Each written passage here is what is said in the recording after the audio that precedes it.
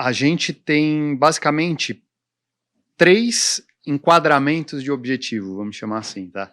Então você tem ali a carteira tradicional que a gente ensina nos cursos e que é, vamos dizer assim, é o ponto de partida, que é aquela carteira onde a pessoa ela quer comprar bons papéis, que geralmente estão pagando entre 6 e 10% de dividend yield, dentro daqueles setores que a gente falou, dentro de uma composição razoável ali de papéis.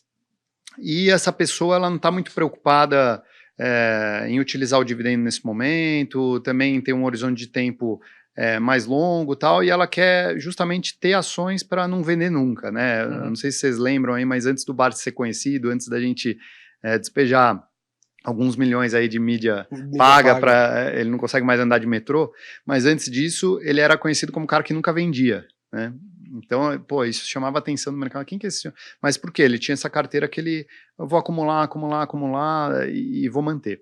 No meio do caminho você tem uma estratégia que eu chamo de dividendos máximos, vamos chamar assim, que é, muitas vezes é uma pessoa que ela tem uma capacidade de aporte baixa em relação à carteira dela e um horizonte de tempo já mais curto e ela tem uma dependência dos dividendos mais alta. Então, para dar um exemplo, seria uma pessoa aposentada, eu sempre uso o exemplo da minha mãe, mas que tem aquele dinheiro ali, tem a carteira previdenciária e está contando com aqueles dividendos para pagar o boleto do plano de saúde, o aluguel, o condomínio, pagar o funcionário ali de casa, etc e tal.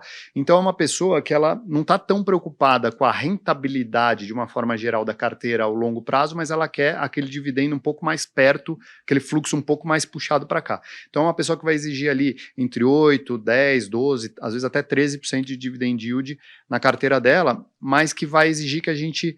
Pô, o Banco do Brasil hoje está dando 10% de dividend yield, mas daqui a pouco o Banco do Brasil pode ser que pague 7%, porque ou subiu muito a cotação, ou o lucro foi um pouco pressionado, e essa pessoa vai, pô, e aí, vamos trocar aí, vamos pegar alguma coisa que está dando 10, 12, então é uma pessoa que exige isso, né? Então essa pessoa não tem claramente Alupar na carteira dela.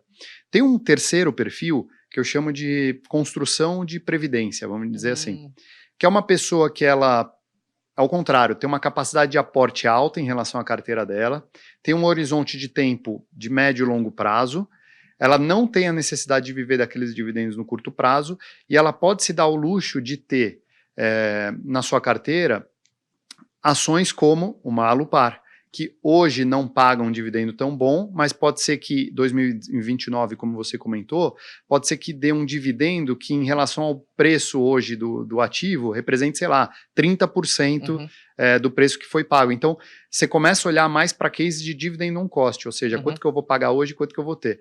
Entra nesse mesmo exemplo a Auren, por exemplo. Então, o Barsi é um cara que está fazendo metas de longo prazo na Auren. Ele é um grande acionista, era um grande acionista de AS Brasil, continua um grande acionista de Auren. A Luíse gosta bastante de Auren também. Então, são ativos ali que estão alavancados num momento de investimento alto, mas que podem representar lá na frente uma rentabilidade composta muito interessante.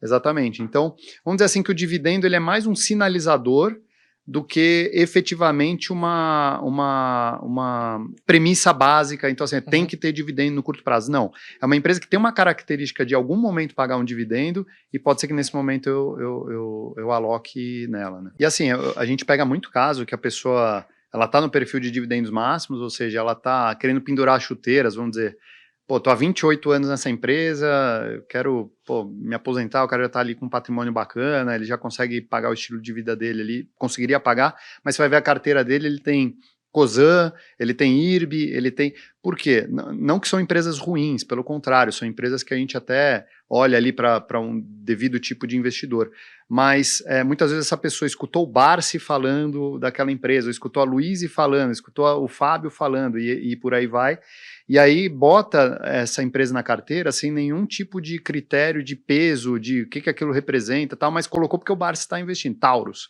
vou investir em Taurus.